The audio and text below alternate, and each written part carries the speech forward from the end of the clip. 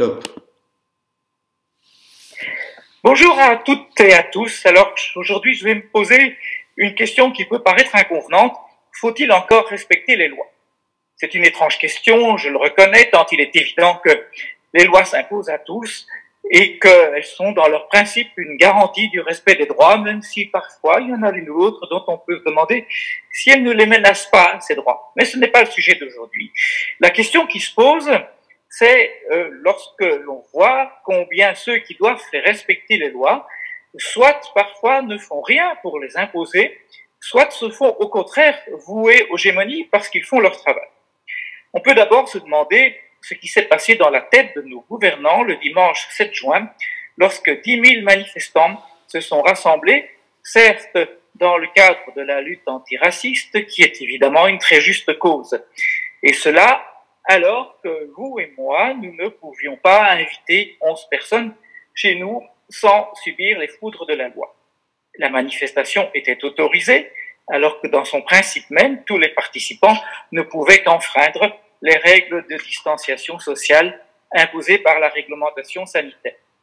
Comme si les règles différaient selon qu'on se réunissait pour une noble cause politique ou pour des motifs privés qui peuvent être, c'est le cas par exemple de mariages qui ont dû être reportés, des très nobles causes aussi. Et comme les gens adorent décidément interdire, on s'en est pris au bourgmestre de Bruxelles qui avait eu l'audace d'autoriser la manifestation. Est-ce que pour rétablir la cohérence et respecter les lois, on n'aurait pas pu trouver préférable de supprimer l'interdiction pour tout le monde de tous les rassemblements, qu'ils soient politiques ou pas?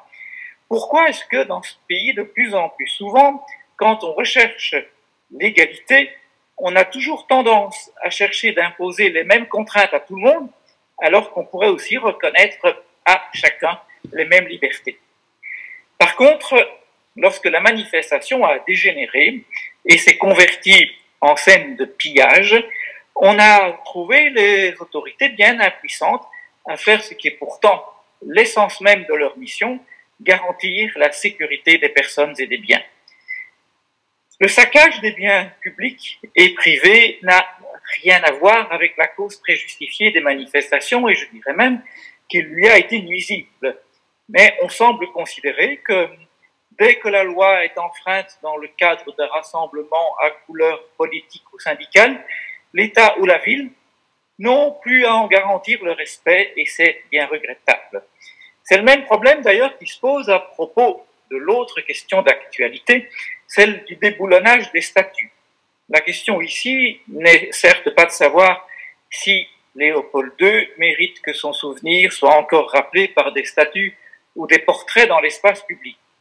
Je pense personnellement que même si on ne doit pas toujours refaire l'histoire en fonction de nos principes d'aujourd'hui, on peut sérieusement se poser la question de l'opportunité de maintenir cet honneur à un monarque qui a incarné le colonialisme, c'est-à-dire l'opposé exact de nos valeurs d'égalité des droits et de refus des discriminations.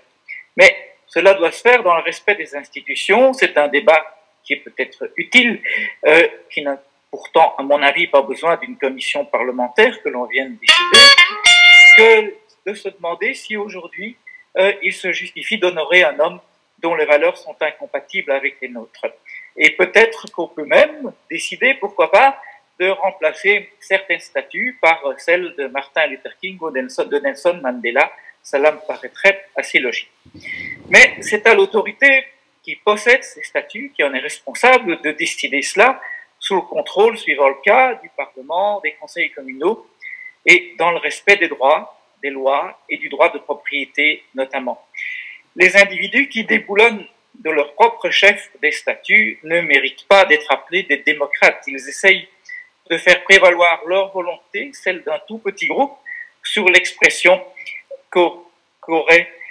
qu'apporteraient les élus qui représentent la majorité. En clair, ces déboulonneurs de statuts, ce sont des vandales. Et on peut s'étonner qu'aucune autorité n'ait empêché ce genre de fait, ce genre de forfait, je dirais même. Cela a quand même demandé quelque temps de faire tomber de leur piédestal des statuts qui peuvent peser très lourd, Des journalistes ont eu le temps de venir filmer cela, et c'est d'ailleurs leur métier, mais la police, elle, ne semble pas avoir eu le temps, l'occasion ou le courage d'empêcher ces actes, alors que pourtant c'est aussi son métier. Ce n'est d'ailleurs pas que dans ce domaine que le vandalisme semble être autorisé chaque fois qu'il s'agit de mouvements politiques ou idéologiques. Il faut même s'étonner qu'en France, le ministre de l'Intérieur ait pu affirmer qu'il ne ferait rien parce que l'émotion passait avant le respect des lois. Ça, c'est tout de même extraordinaire. On a un ministre de l'Intérieur dont le rôle est avant tout d'assurer le maintien de l'ordre et qui vient nous dire que les émotions priment. Or, si les émotions devaient primer le respect des lois, on devrait alors tout tolérer au nom de toutes les émotions, celles de ceux qui veulent défendre nos libertés et l'égalité des droits, comme aussi celles des ennemis des libertés. Les émotions, ça peut être fort noble ou fort méprisable, suivant le cas, et il est, à mon avis, très dangereux de les présenter toutes comme justifiant des crimes ou des délits. Le débat sur le rôle de Léopold II à la fin du XIXe siècle n'est tout de même pas aujourd'hui devenu quelque chose d'extrêmement urgent au point que l'on ne puisse pas avoir un débat serein au sujet de cette question et qu'il faille recourir à ce qu'il faut bien appeler des voies de fait.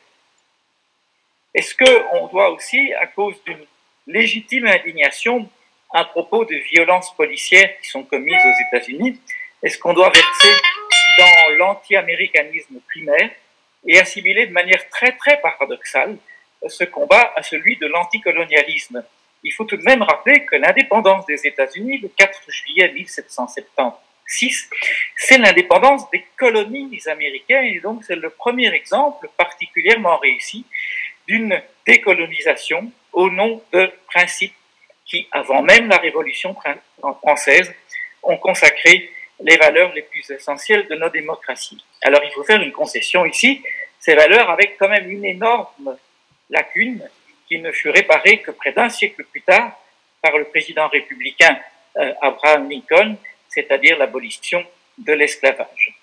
Ce qu'a consacré le texte fondateur qu'est la Déclaration d'indépendance des États-Unis, c'est l'état de droit. C'est quand même dommage qu'aujourd'hui cet état de droit soit mis à mal à la fois, sans doute, par certains policiers blancs ou noirs d'ailleurs américains, que par des dirigeants européens qui, eux, semblent avoir renoncé à faire respecter le droit. Je vous remercie.